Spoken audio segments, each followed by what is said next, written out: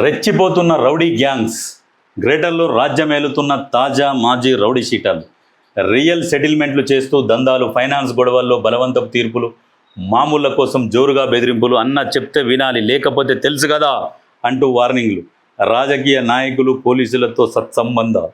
ఇది ఇప్పుడు రెచ్చిపోతుంది కాదు, ఇది ఎప్పటి నుంచో ఉన్నది.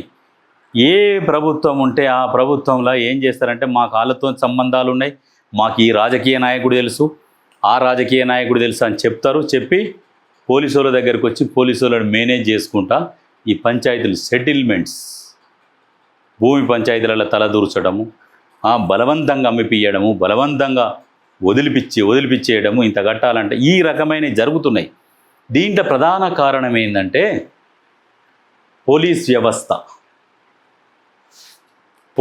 వ్యవస్థ గనక సపోర్ట్ లేకుంటే ఎవ్వడు అసలు ఇంచు కూడా దగ్గరికి రారు, పరిధిలకు రారు. పోలీస్ అండదండలు లేకుంటే ఇంచు కూడా అసలు ఎక్కవని బెదిరించడానికి కూడా భయపడతారు, వణుకుతారు. పోలీస్ అంత స్ట్రాంగ్ ఉన్నది, పోలీస్ ఒక్కొక్కసారి మెత్తబడిపోతున్నది. పోలీసులు మీరు మెత్తబడకండి, ఇటువంటి వాటిని అరికట్టండి. ఈ సెటిల్మెంట్లు కూర్చొని మాట్లాడుకోమని పరిష్కరించుకోమన్నారు. పంచాయతీలు ఉంటే వాళ్ళ పెద్ద మనుషుల సమక్షంలో మాట్లాడుకోవాలి, పరిష్కరించుకోవాలి. లేదంటే కోర్టుకు పోవాలి. వీళ్ళు బలవంతంగా పరిష్కరిస్తే నష్టపోతారు, పేదలు నష్టపోతారు.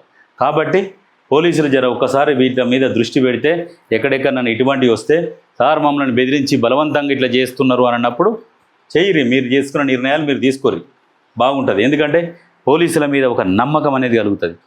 పోలీసులకు ఎట్లుంటుందంటే ఎవరికైనా ఆపద వస్తే ఎస్ పోలీస్ ఫోన్ చేయాలి అనే నమ్మకం కలిగియాలి. వ్యవస్థ పార్టీలు ఉంటాయి పోతాయి, పార్టీలు మస్తుగా వస్తుంటాయి పోతుంటాయి, అది కాదు.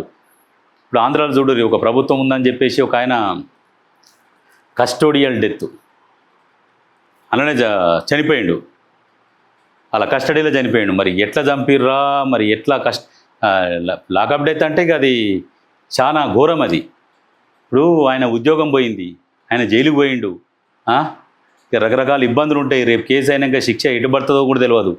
ఉద్యోగస్తులు ఆయన ఉద్యోగం ఆయన చేసుకొని మన దగ్గర 3rd డిగ్రీ లేనే లేదు, 3rd డిగ్రీ ఉన్నట్టుగా మన గోర్లు వీకి రకరకాల ఇబ్బందులు పెట్టి ఈ రకంగా టార్చర్ చేసి చంపిరని వాళ్ళ అమ్మ ఆరోపిస్తున్నది.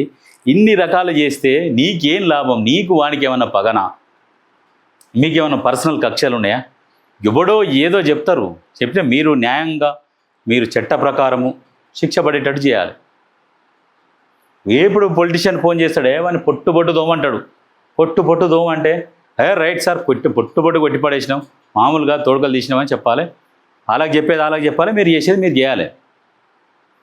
మీకు వాళ్ళకు ప్రత్యక్షంగా ఏమైనా కక్షలు ఉన్నాయా లేవుగా? చట్ట ప్రకారం చట్టం ఏం చెప్తుంది ఆ చట్ట ప్రకారం చేసుకుంటూ పోరు. మిమ్మల్ని కోనయ్య అనేటోడు కూడా ఉంటాడు.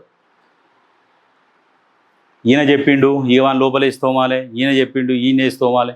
ఈ తోముడు ప్రక్రియ పక్కకు పెడితే కేసులు పెట్టింది, జైలుకు పంపింది, ఇవన్నీ ఏంటంటే లెక్కలు ఉంటాయి. మళ్ళీ వాళ్ళు వచ్చినాక వాళ్ళ లెక్కలు వాళ్ళు తేల్చుకుంటారు. ఈ తోముళ్ళు గీముళ్ళు పెట్టేసి మళ్ళీ తర్వాత వానికి ఏమన్నా అయితే వాళ్ళు హ్యూమన్ రైట్స్ కమిషన్ దగ్గరికి పోయి మా మీద ఇట్లా పెట్టిర్రు, మమ్మల్ని ఇట్లా కొట్టిర్రు, ఈ కేసులు పెట్టుకునుడు, కక్షలు పెంచుకునుడు, ఆ ప్రభుత్వం వచ్చినాక మళ్ళీ మీ మీద కక్షలు చూపించడము, ఇవన్నీ ఎందుకు? చట్టం ఏం చెప్తుంది చట్ట ప్రకారం చేసుకుంటూ వెళ్ళిపోరు. కొట్టాడే పొట్టు కొట్టిన సార్ అంటే ఇప్పుడు ఆయన ఖుషి అవుతాడు, ఇటు దెబ్బలు తిననందుకు వీడు సరే సార్ కొట్టలేదు న్యాయంగా ఉన్నాడు సార్ అని వీడు సంతోషపడతాడు. మేము పొట్టు కొట్టామంటే అవతల పొలిటీషియన్ సంతోషపడతాడు, మీరు హ్యాపీగా ఉండొచ్చు.